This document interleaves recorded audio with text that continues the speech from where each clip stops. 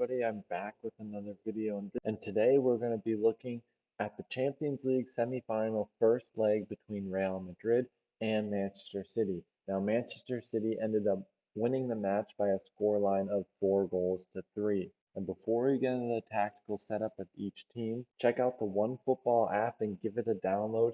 It's the first link in the description. It's the best app to have for all things football. This is me on your screen just going through the app. And again, it's a free, completely free download in the description, and you can stay up to date with all the latest games, the biggest teams all around the world, and all the leagues. It's the app I use to stay up to date with all the games so I can make these videos. They're supporting the channel and they're sponsoring today's video, making it possible for me to make all these videos for you guys. So if you show your support to the channel, that would be hugely appreciated.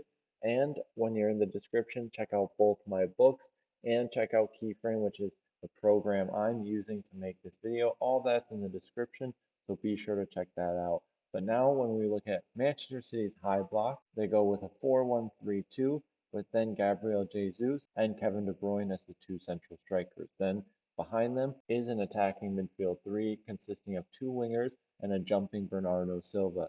So this then puts the Manchester City wingers in direct access to the Real Madrid fullbacks in Real Madrid's back four.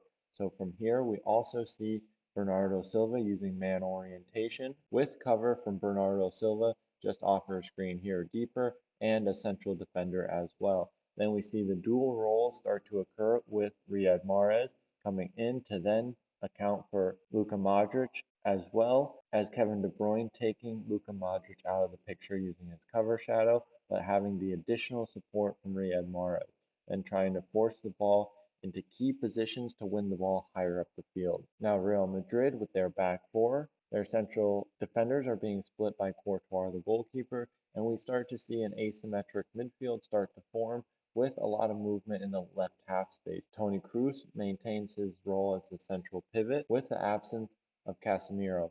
Now Toni Kroos and Luka Modric each favor the left half space in their movement, especially Toni Kroos. But this also allows them a lot of freedom and ability to manipulate the space, especially in deeper areas, to then hurt Manchester City in behind. When they would move into a midfield third, we would then see the fullbacks of Real Madrid occupy full width most of the time, allowing then Toni Kroos to drop in as a deep line playmaker, often dropping into the first line of build-up through the left half space or between the central defenders. So we'll put the two arrows there to just show his potential movement from a single pivot perspective. Then we see the Real Madrid setup against the Manchester City 4-4-2. Now in deeper areas, Bernardo Silva would fall down alongside Rodri to then create 4-4-2 and generate compactness in the midfield third and even more so in their low block. So Manchester City still provided height for their wingers to then cheat to the fullbacks of Real Madrid and try and press them higher up the field to then either force Real Madrid to play direct or to then have a better chance at winning the ball high up the field. Then Valverde and Luka Modric, who would then play between the lines, often focused on drifting into the half space, often going into the same half space to then create a three-man overload with the midfield, and then allowing their wingers to invert and Karim Benzema have a very free role as a target player in the center striker position. Now we've seen Real Madrid's build-up, Toni Kroos dropping into the left half space as we previously mentioned, and we'll just highlight here Manchester City's 4-4-2 with the wingers staying higher and not orienting themselves to the fullbacks as they have done in previous matches, which would then allow the wide midfielders of Manchester City a more advantageous position when they do win the ball and transition, and it deters diagonal passes into the wide area because of the access the wide midfielders have to these passing options. And then we see the midfielders of Real Madrid in more advanced positions start to come deeper and stagger themselves, allowing for then the fullback to be released higher up the field and then allowing the wingers for Real Madrid to invert or Karim Benzema to drop between the lines as a target player. Now here we see Toni Kroos drop between the central defenders, allowing them to fan into each half space, and now creating a midfield two and staggering their positions, Luka Modric coming deeper as a single pivot, and Valverde occupying space between the lines with pinning from his winger allowing the fullback to then become a wingback and occupy full width. This showed promising signs against a hyper-compact Manchester City, but their intense pressure and well-organized defensive setup made it very difficult for Real Madrid, and Real Madrid generated most of their chances on mistakes of Manchester City. But as we see here, Real Madrid's setup is very much set up to then rely on individual quality rather than a tactical move. Because of the movement in the midfield, we then have big spaces start to arise in their opponent's defensive setup.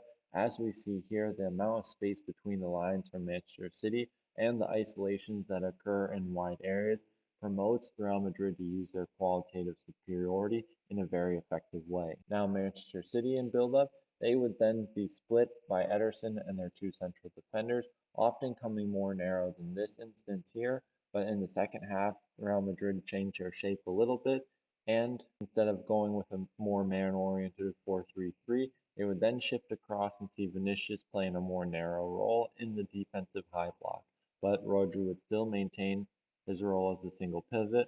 Valverde would then jump to then create access to him, with then support of Bernardo Silva coming through the right half space and alongside Rodri. Now in the midfield third for Manchester City, they go with their usual setup in their back four. John Stones was subbed off in the first half, and we saw Fernandinho play as the right fullback. Now, when Fernandinho would play as the right fullback, he played it in a very similar manner that John Stones would, often coming a bit more narrow and favoring the first line of build-up, whereas Zinchenko had a little bit more height in his play and occupy more of a higher area.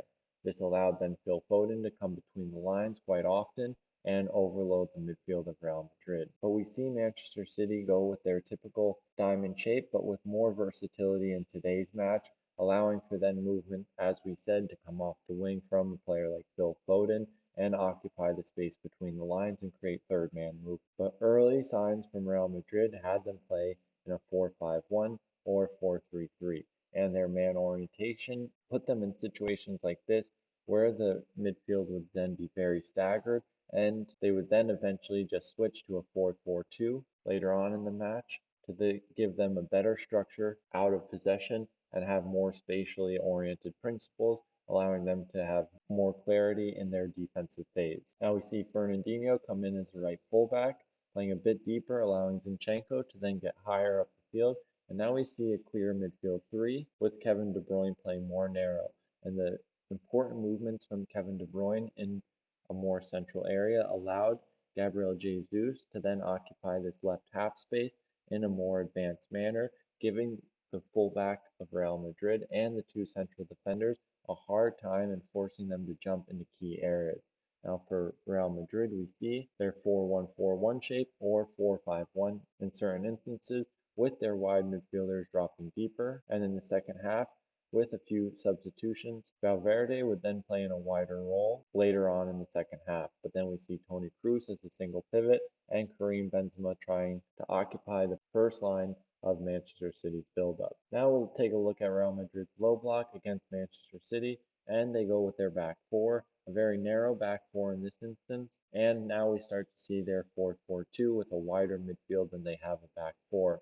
So with the amount of players Manchester City have between the lines, Real Madrid go with a narrow back four to then give them better access from a deeper position on the field to these players of Manchester City in these advanced areas. And we start to see later on in the second half more versatility from Zinchenko inverting into a position of height and more as an attacking midfielder, making it harder for Real Madrid to defend against, which might be one of the reasons why they switched to a more spatially oriented 4-4-2, which saw Modric oftentimes alongside Karim Benzema. But despite the flexibility in Real Madrid's defense and Manchester City's attacking shape, the biggest chances came from when Manchester City would win the ball in transition and Real Madrid would be very opened up.